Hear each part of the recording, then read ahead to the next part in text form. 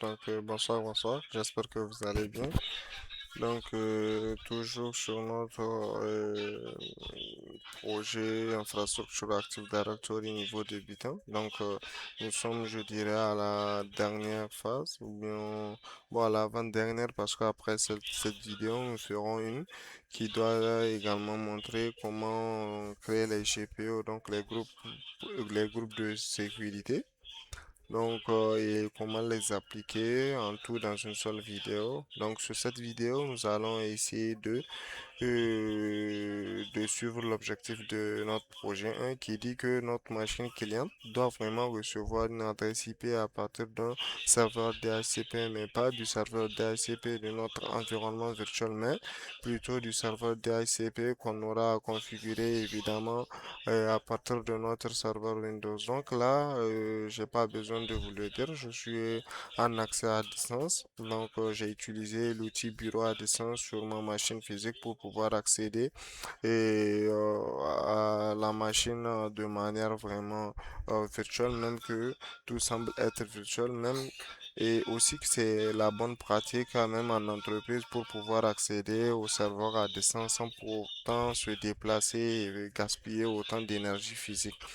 Donc là, je suis sur la partie dashboard, donc du DHCP, la partie gestionnaire DHCP, du serveur DHCP. Donc pour ce faire, vous venez à ce niveau, vous cliquez sur Nouvelle étendue. Ensuite, vous cliquez suivant. Donc on va suivre l'assistant pour vraiment créer notre pool DHCP. Donc la plage d'adresses utilisable pour le réseau qu'on aura déterminé. Donc sur ce, ici, nous allons donner un nom aussi simple. Donc moi, je donne LAN. Donc vous pouvez donner un nom que vous souhaitez en fonction vraiment de ce que vous voulez faire. Et si c'est en entreprise, vous n'avez qu'à suivre le cahier de charge. Donc moi, je mets LAN TP. Donc ensuite, je fais un next. Donc vous pouvez également faire une description pour essayer de décrire vraiment pour que quand vous aurez à créer plusieurs étendues, vous puissiez vraiment distinguer. Donc je peux peut-être mettre LAN TP pour dire pour les descriptions. En description, je peux mettre pour les stagiaires un truc du genre. Donc, je clique sur suivant. Maintenant, là, je suis obligé de déterminer la plage d'adresse utilisable. Donc, je mets 168.23. Donc là, je vais mettre 23. Je vais lui dire qu'il doit commencer à partir de 200. Donc, ensuite, je dirais pour la plage d'adresse et pour l'adresse IP de fin, en fait. Donc, je dis qu'il doit prendre 168.23, je dirais point 250, un truc du genre comme ça. Donc ensuite, je fais suivant. Et là, je laisse ça par défaut. Et non, non, non, je dois pas laisser ça par défaut. Donc, parce que là, on dit l'exclusion est de retard. Donc là, je dois mettre l'exclusion parce que et je risque d'avoir parfois des problèmes. Il se peut que l'une des serveurs doit avoir une IP qui doit pas être dans la plage des adresses IP des clients. Donc, 168.23, je dirais que à partir de 1 jusqu'à arriver à 192, 168, 23, je dirais 100 sont vraiment réservés à la partie pour les serveurs, donc à la partie gestion des serveurs. Donc ensuite, je fais un suivant, je continue, je fais suivant. Donc après, je continue à suivre l'assistant. Donc je clique sur suivant. Là, j'ai pas eu, si j'avais un routeur, j'allais mettre l'adresse IP du routeur ou si j'avais plusieurs routeurs, j'allais également mettre l'adresse IP passerelle de ces routeurs. Donc, je continue là aussi, je laisse par défaut. Donc, chaque utilisateur qui sera connecté via le serveur DHCP aura le domaine parent techplace.ne. Donc, je fais un next. Là aussi, je le laisse comme ça. Donc, je fais. Là aussi, je continue. Je clique sur terminer.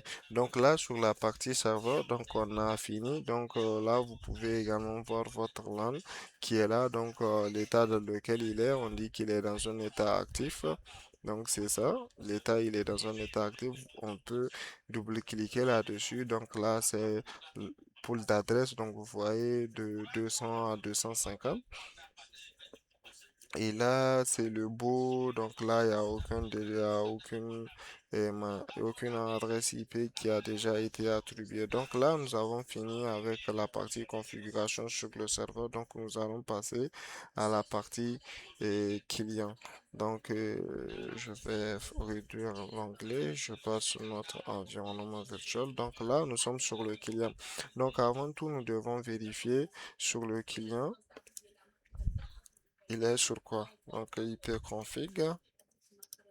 Donc, vous voyez là, il est sur local domain. Donc, local domain n'est rien d'autre qu'un DNS local que VMware donc offre à toutes les machines à qui il offre des adresses IP de manière dynamiquement, donc à travers le DHCP.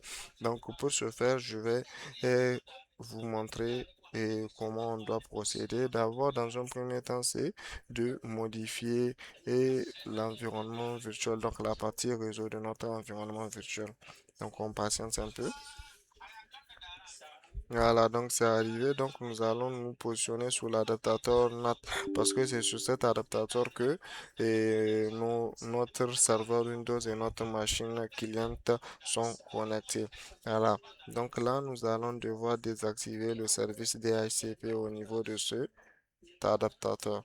Donc après je fais Apply. Donc nous allons patienter.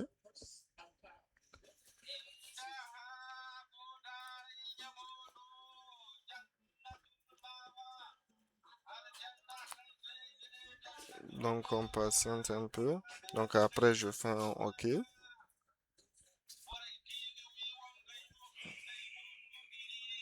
Voilà, donc je pense que là c'est bon.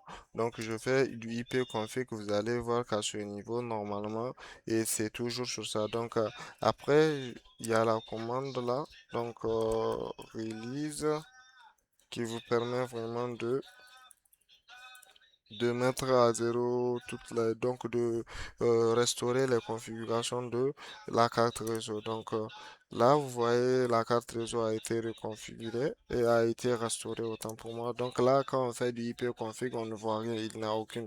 Donc ce qu'il y a lieu de faire, c'est de retaper la même commande, mais en utilisant renew.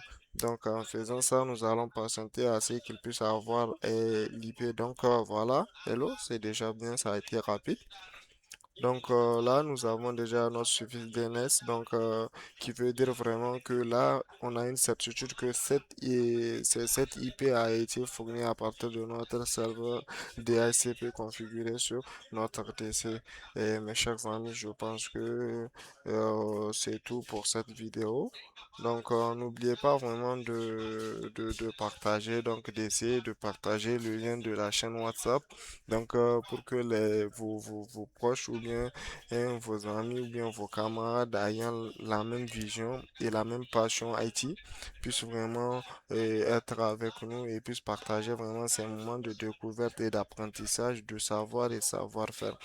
Et sur ce, vos retours, vos commentaires, en tout cas, nous aideront à pouvoir continuer cette initiative et à vraiment améliorer beaucoup de choses. Et parce que rien n'est vraiment totalement à 100% et bien fait. Donc, avec vos retours constructifs et positifs, nous allons essayer d'améliorer certaines pratiques et certaines et, manières de faire. Donc, pour pouvoir vraiment répondre aux besoins de toute la communauté. Sur ce, je vous dis à la prochaine. Et vous pouvez également essayer de reprendre vraiment tout ça quand vous aurez des difficultés. Il y aura vraiment un moment où nous aurons à ouvrir vraiment un moment de partage je dirais bien, on aura vraiment un temps où on aura vraiment à se balancer les difficultés auxquelles on a rencontré et vraiment essayer de vous aider à surpasser ces difficultés. Sur ce, je vous dis à la prochaine. Allez.